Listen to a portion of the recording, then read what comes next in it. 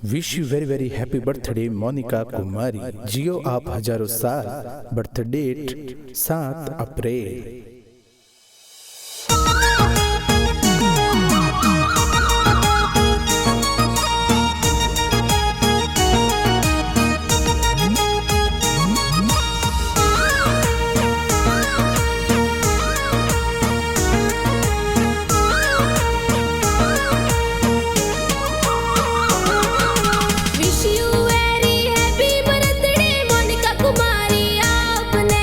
Cake कटावो, खुशियाँ मनावो, बर्थडे जोर मनावो।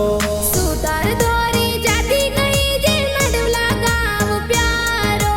मम्मी जी थोड़ा रमिला देवी केक थोन खिलावे।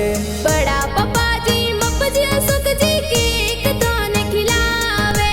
सोनी देवी दादी साए बर्थडे विश करावे। प्रकाश जी का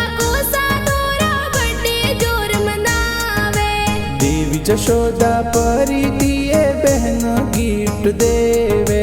ललित कुंदन भाई सातो पार्टी जोर देवे।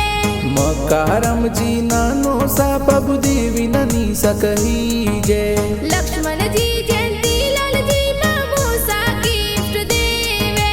अस्तिमल जी लाखारम जी मामू सा गिफ्ट देवे। विक्रम सुधर